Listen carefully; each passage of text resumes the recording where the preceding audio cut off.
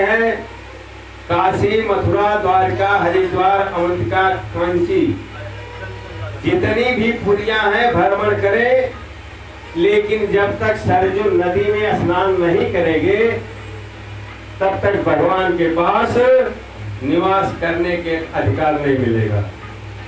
सरजू जल कलयुग में भी पवित्र है और शुद्ध है, क्योंकि सरजू जी ब्राह्मण वशिष्ठ की पुत्री है और प्रभु श्री राम जी की बहन है, अर्थात ब्राह्मणी है। और गंगा जी को भागीरथी लाए, इसलिए गंगा जी को भागीरथी कहा जाता है। क्षत्रिय पुत्री है अर्थात क्षत्राणी है। और सरजू जी का एक नाम तो सरजू है, एक नाम वशिष्ठी है और तीसरा भी नाम है नेत्रजा, क्योंकि सरजू जी भगवान के नेत्रों से निकली, इसलिए उनका नाम नेत्रजा है।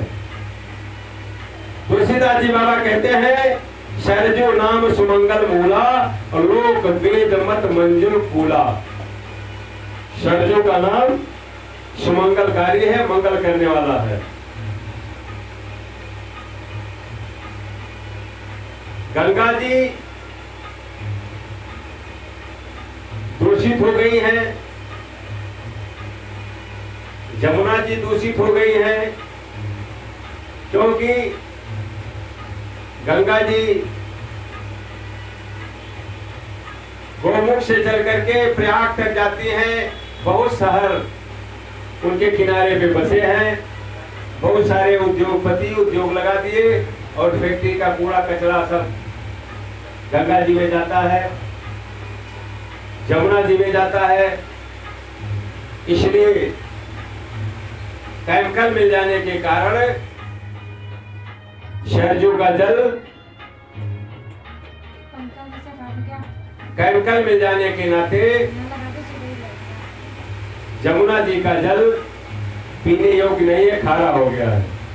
लेकिन सरजू नदी का जल दूषित नहीं है, आज भी मीठा है सरजू का पानी। और वाल्मीकि जी कहते हैं सरजू का जल गन्ना के रस जैसा मीठा है। जैसे और जल खारा भी है, लेकिन सरजू का जल मीठा है। एक संत ने वृंदावन के एक संत से पूछा कि सरजू जी का जल मीठा है, गंगा जी का जल मीठा है, तो जमुना जी भी दिव्य हैं, उनका जल खारा क्यों है? तो संत ने कहा कि जब भगवान कृष्ण वृंदावन से द्वारिका चले गए तो राधा रानी के रोने के नाते जो आंसू निकला वो जमुना जी में मिल गया, इसलिए जल खारा हो गया।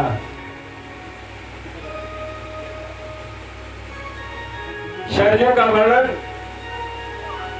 अयोध्या का वर्णन करते हुए वाल्मीकि जी लिखते हैं अयोध्या की लंबाई 144 किलोमीटर और चौड़ाई 36 किलोमीटर थी, जिसमें 700 महल बने हुए थे, कचहरी बनी हुई थी, सुंदर सड़कें बनी थी, बाग बगीचे फुलवारी बने थे, जलाशय आज बने थे, सुंदर बाजार बने थे। तुलसी बाबा लिखते हैं हाट बाट मंदिर सुरवासा, हाट बाट मंदिर सुरवासा, नगर समारोह चारिव खासा, नगर समारोह चारिव खासा। हाट बाट सुंदर, हाट बाट मंदिर सुरवासा, हाट बाट नगर समारोह चारिव खासा।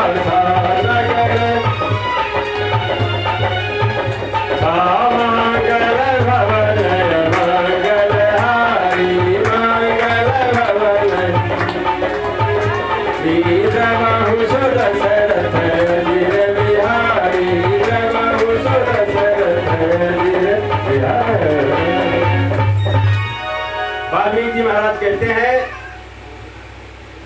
दशरथ के धन को देख करके इंद्र लजा जाते हैं। दशरथ धन लग धनथ लजाही। 4 प्रकार के लोग अयोध्या के वासी माने जाते हैं शास्त्र के अनुसार। जो अयोध्या में रह रहे हैं, चाहे हिंदू हो, चाहे मुसलमान हो, चाहे ईसाई हो, चाहे पारसी हो, चाहे कोई भी जाति के हो, वह सब अवधवासी माने जाते हैं। जो अयोध्या में पैदा हुआ, अयोध्या में नहीं रह रहा है, कहीं और चला गया। जैसे काकभूषण जी पूर्व जन्म में उत्तरकांड में कहते हैं कि मैं अयोध्या में पैदा हुआ, लेकिन किसी कारण के बस मैं उज्जैन में चला आया। तो जो अयोध्या में पैदा हुआ कहीं जाकर के रहता है वह अवधवासी है, और जो अयोध्या में बसना चाहता है वह अवधवासी है, और जो अपने आप को मनु की संतान मानता है वह अवधवासी है। 4 प्रकार के लोगों को अवधवासी बता गया। उमा अवधवासी नर नारी कृतक स्वरूप, ब्रह्म सच्चिदानंद रघुनायक जहभूप। अयोध्या के जो वासी हैं सब कृतज्ञ हैं, सब कृतार्थ हैं, सब भगवान सच्चिदानंद के बराबर हैं। जहाँ पर भगवान राम का अवतार हुआ वहाँ के लोग ऐसे हैं, ऐसा महिमा बताया गया। दशरथ जी महाराज स्वर्ग में इंद्र के दरबार में जाया करते थे। इंद्र के दरबार में ब्रह्मा जी बैठे थे, सभी सभासद देवगण बैठे थे। नारद जी का आगमन हुआ। नारद जी ने ब्रह्मा जी से प्रणाम किया और नारद जी ने कहा, पिताश्री मैं जानना चाहता हूं कि महाराज दशरथ इतने धर्मात्मा राजा हैं, लेकिन 60 वर्ष बीत गए। त्रेता युग का 60,000 वर्ष, आज का 60 वर्ष है।